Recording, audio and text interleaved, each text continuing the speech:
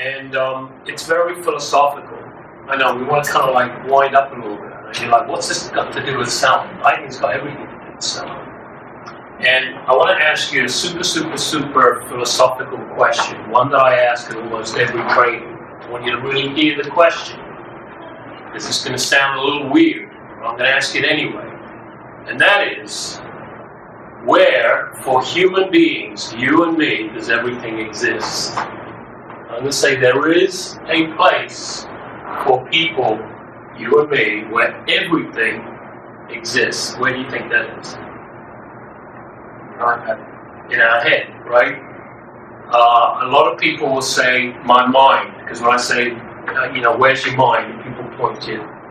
So if we take a giant axe, excuse the graphic nature, but if we take a giant axe and split someone's head open, what do you think's coming out? You see a lot of mind coming out? Like there's a piece of mind and there's another piece of mind all running around? It's not. It's like gooey stuff. It's not very, it's messy and whatever it is, right? It's not mind. Yet we speak of mind like it's real. Like there is a mind. And then people get like very super technical. Well, there's like the brain and all that stuff. None of that is where anything exists for human beings. There's only one place, and one place only, where anything exists for human beings, and that is language. Language is the only place. Body language, English language, Chinese language, whatever language is how we understand anything, right? If we've got a word for it, or we've got a thing for it, it exists. And so, you and me, people, especially professional people, the way we relate to each other is through language, but we create structures. We call those conversations. Everyone tracking with me so far? And it's kind of like we're getting very philosophical. I promise you I'm going to land this plane in a second. So when you think about how you relate to another person, buyer, seller, boss, peer, subordinate, whatever it is, how you relate to each other. Through language, it's through conversations. We structure words and meaning, and we give those structures a term. We call those conversations. Everyone with me? We're having a conversation right now. Now, the thing I need you to get that's important is there are two domains of conversations, two areas where conversations exist. Area number one is the public domain, which is what I'm saying now. Words, you're listening, I'm speaking. It's available to everybody. Can everyone get that? We call that public. But I said there were two. The second domain is private. Private is a series of conversations that only you, only the person having those conversations can listen to. We call those private conversations. And studies have shown that those conversations in our head, whatever you want to say, wherever that is, in your head, in your shoulder, I don't know where it is, but it's internal, it's private, it's not available, I can't hear you can't hear my internal conversations. I'm going to say that studies have shown that internal voice, we call that your internal voice, we call that your little voice, the one that right now is saying, what little voice? That little voice. And that little voice inside, let's say your head, that runs about 1 word a second, 60 words a minute, all day long, that little voice, studies have shown, is predominantly negative in nature. Negative, self-critical. I can't believe I said that, I can't believe I did that, I can't believe they're going to not buy. I can tell this person doesn't like me. I can tell this is a sendee, a hostage. Nada, right? And we call that head trash. There's a technical term for it in the sales training world, head trash. It's trash in your head. And a lot of people fight to try to get rid of that. And the problem is, it's like the voice trying to get rid of the voice. It's more voice.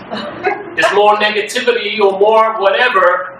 And so people go, okay, I'll do positive thinking. Well, positive thinking is just a little smear, like a ball of positive around a whole bunch of negative. You can't get rid of it. And so, why am I telling you this, and why is it so important? And it looks like that. Is because fundamentally, I'm going to relieve some pain in your head, hopefully right now. and that is that you must understand you can't get rid of it. Surgery, maybe. Frontal lobotomy, maybe. I don't know. You might get rid of it that way, but you cannot get rid of it yourself. And why is that important to say? Because what I want you to think about is one thing, and one thing only. And that is that, in fact, there's one thing I don't want you to do. So you can do a whole bunch of things with that little voice. There's one thing you must not do. You must not act from that voice. So when you get this, I suck, they suck, life sucks, everything sucks, if you do something about that, you get yourself in trouble. What I'd rather you do is when you hear the, I'm not doing so great, this isn't working for me, here's the proper response. Thank you, mind, for sharing. And this is what I'm going to do anyway. So that puts you into action. Can anyone understand that that little voice is very hypnotic? And the moment you're listening and paying attention to that little voice, what's happening to the action? Does anyone notice? We tend to get paralyzed.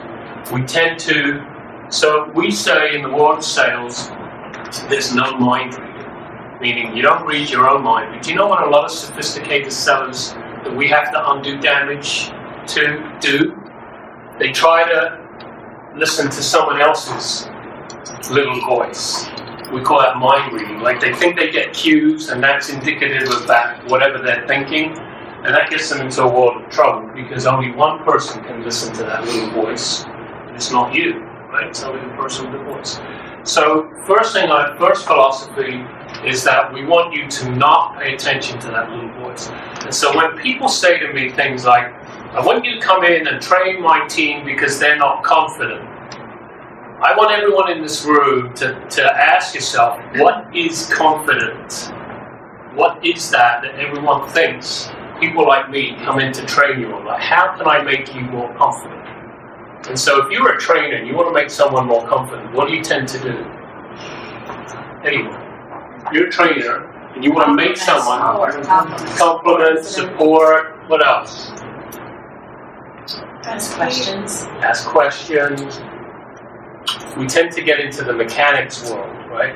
And we're ignoring the philosophy world. And confidence is just a conversation. I really want you to get that.